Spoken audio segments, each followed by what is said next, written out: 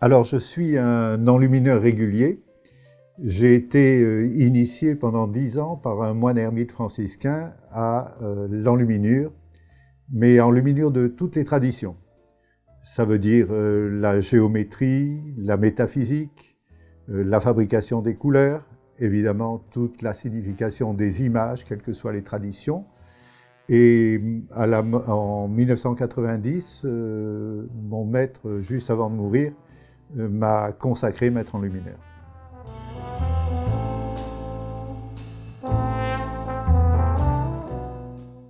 Les temps de la Renaissance a été un grand changement de la vision de l'homme, de la vision de l'homme, de l'être humain dans l'humanité et au fond, quelle était sa mission.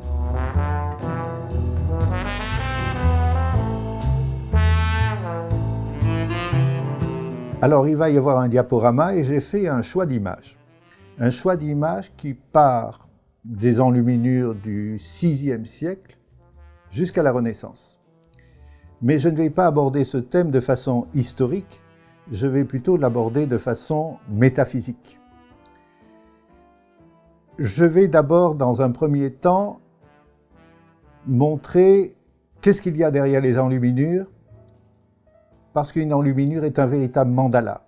C'est un véritable support de réflexion, de méditation et même de réalisation intérieure. C'est un véritable chemin vers la lumière. Et ce que je vais montrer tout au long de mon intervention, c'est comment la vision que l'être humain avait de sa place dans l'univers a progressivement changé et qu'il y a eu un véritable bouleversement au moment de la Renaissance.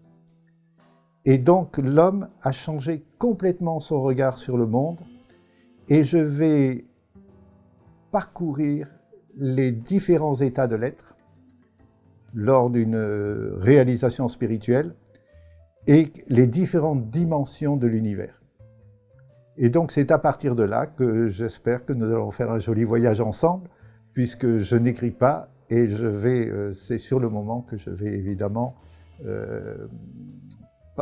parcourir tout le chemin avec les auditeurs qui seront là.